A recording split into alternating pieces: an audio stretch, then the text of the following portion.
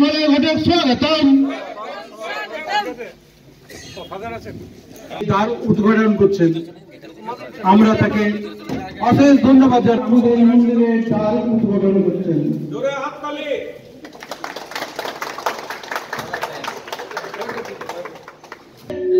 শুভ উদ্বোধন করছেন।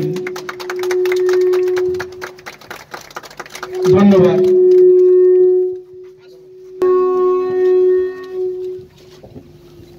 তিনি যা দিয়েছেন, তিনি আমাদের প্রাণের মানুষ। বসে আছেন, তাদের অনেক সহযোগিতা, বিশেষ করে আমাদের মন্ত্রী মহাশয় তার গুরুত্বপূর্ণ সময়গুলো তিনি আমাদের মাঝে এসেছেন। এর আগেও এসে তিনি দেখে গেছেন। তিনি যেদিনকে পুরে গেছেন 6 জানুয়ারি তিনি রাত্রে তিনি ফোন করেওছিলেন আমাদেরকে, আমাদের কাউন্সিলর মহাশয়ের মাধ্যমে। তিনি মর্মাহত, তিনি দুঃখান্ত।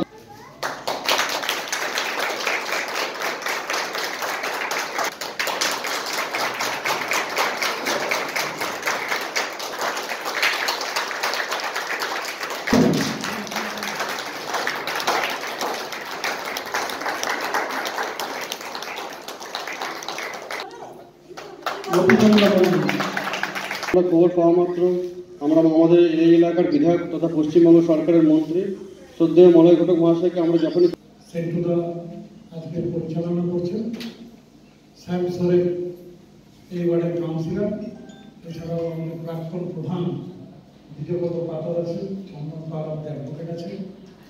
সর্বোপরি এই চার্চে যারা প্রার্থনা করেন সেই ভাই বোনেরা এখানে আছেন। আমি হঠাৎ একদিন রাত্রিবেলায় আমাকে শ্যাম ফোন করলো যে দাদা এরকম সরাকদিক চার্চে আগুন লেগে গেছে। আমি রাতেই ফাদারের সাথে কথা বলেছিলাম। তারপরে আমি আসানসোলে যেদিন এলাম, আমি এখানে এসেছিলাম এবং আসার পর শুনলাম যে এখানে ইতিমধ্যেই কর্পোরেশন থেকে পরিদর্শন করে গেছে এবং তারা চার্চটাকে আবার রিনোভেট করার ব্যাপারে বলে গেছে বলে আমি অপেক্ষা করছিলাম। তারপরে মাঝখানে করে আপনাদের পরবে যখন এলাম, দেখলাম বাইরে আপনারা প্রার্থনা করছিলেন। আমি জিজ্ঞেস করলাম স্যারকে যখন হলো না কেন, তো বললো এখনো এটা শুরু হয়নি। আমি দেখুন, একটা প্রার্থনা গৃহ, সেটা মন্দির হোক, মসজিদ হোক, চার্চ হোক বা গুরুদ্বার হোক, সেই গৃহে প্রার্থনা বন্ধ থাকবে, এটা অন্তপক্ষে আমাদের রাজ্যে আমাদের মাননীয় মুখ্যমন্ত্রী আমাদের যা শিক্ষা দিয়েছেন সেটা মেনে নেওয়া যায় না। তাই এটাকে কিভাবে তাড়াতাড়ি করে আবার রিনোভেট করা যায়, আমি সঙ্গে সঙ্গে ব্যবস্থা করে এই চার্চ রিনোভেশনের কাজে লাগিয়েছিলাম এবং আজকে এসে খুব ভালো লাগছে যে চার্চটা আবার প্রার্থনা দিতে হবে।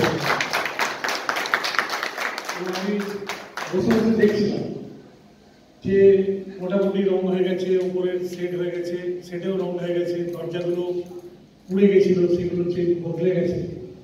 কিন্তু আমি বুঝছিলাম যে এখানে ফ্যান নেই। কটা ফ্যান দেখলাম? 9টা ফ্যান লাগাতে হবে।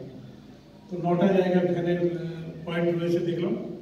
আমি ফাদারকে বললাম আমি দেখি যত তাড়াতাড়ি হোক ব্যবস্থা করে যাতে ফ্যানগুলো লাগিয়ে দেওয়া যায়, কারণ ইতিমধ্যেই গরম পড়ে গেছে আসানসোলে এবং আসানসোলে যত বেশি ঠান্ডা পড়ে ততটা বেশি গরম পড়ে। তো চার্চে যারা প্রার্থনা করতে আসবেন তারা গরমে হিমশিম করে, তো প্রার্থনায় মনোযোগ দেওয়া যাবে না।